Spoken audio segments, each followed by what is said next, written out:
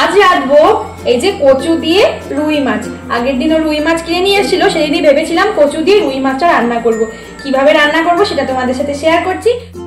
প্রথমে এখানে কচু কেটে ধুয়ে রাখা হয়েছে, তারপরে এই যে জল গরম করতে দিয়ে সেই জলের মধ্যে কচুটা দিয়ে দিতে হবে। কচুটাকে ভালো করে সেদ্ধ করে জলটা ফেলে দিতে হবে যাতে গলা ধরার কোনো ভয় না থাকে।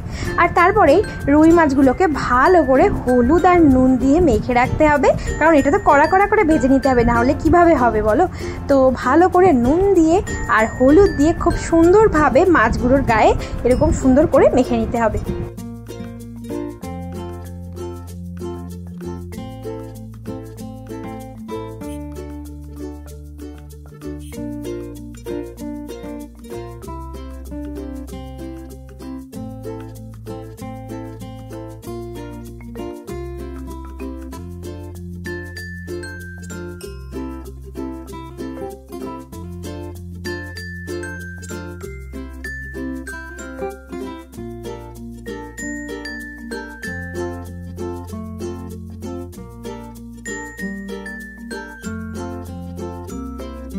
নাও মাখানো তো হয়ে গেছে, তাহলে আর দেরি কিসের। এবার টপাক টপাক করে মাছগুলো তেলের মধ্যে দিয়ে ভালো করে কড়া করে ভেজে নিই, আর এক সাইডে এই কচুগুলো সেদ্ধ হতে থাকে।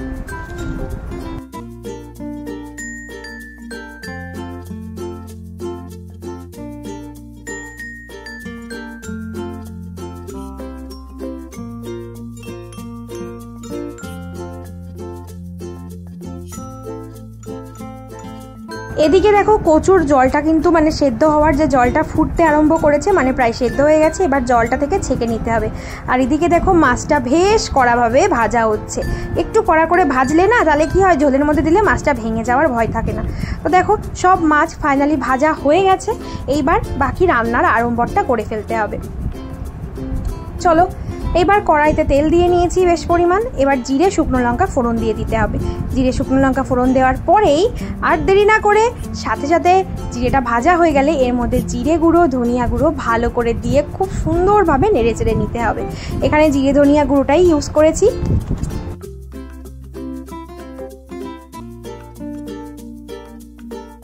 এবার ওই যে সেদ্ধ করা কচুতে একটু হলুদ আর নুন মাখিয়ে এইবার কড়াইতে দিয়ে ভালো করে ভেজে নেব। একটু ভালো করে ভেজে নিলে কি হবে, খুব সুন্দর স্বাদ হবে। তবে কচুটা কিন্তু ভালোভাবেই সেদ্ধ হয়ে গেছে, আর এমনি কচুটা ভালো ছিল, সেদ্ধ করার দরকার হতো না। তারপরেও জলটা ফেলে দেওয়ার জন্য একটুখানি করে নিলাম। তো দেখো এটাকে ভালো করে কষিয়ে নিতে হবে। ফার্স্টে কষিয়ে নিলে এর স্বাদ হবে খুব সুন্দর।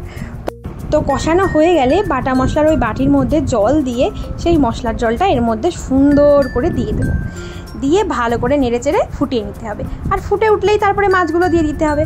খুব সহজ রেসিপি, কিন্তু খেতে কিন্তু লাগে অসাধারণ, খুব সুন্দর স্বাদও হয়। আর এরকম সবার বাড়িতেই ম্যাক্সিমাম হয়ে থাকে এই রান্নাটা, কচু দিয়ে মাছের ঝোল। তো আমি কিভাবে রান্না করলাম সেটাই আর কি তোমাদের সাথে শেয়ার করা। আর তোমরা যারা যারা এখনও আমাকে ফলো করনি ফেসবুকে, এক্ষুনি প্লিজ ফলো করে দিও। আর যারা ইউটিউব থেকে দেখছো তারা কিন্তু এক্ষুনি সাবস্ক্রাইব করবে। দেখো কথা বলতে বলতে ঝোলটা ফুটে উঠেছে, আর এবার কিন্তু ওই যে কড়া করে ভেজে রাখা মাছগুলো আমি দিয়ে দিচ্ছি।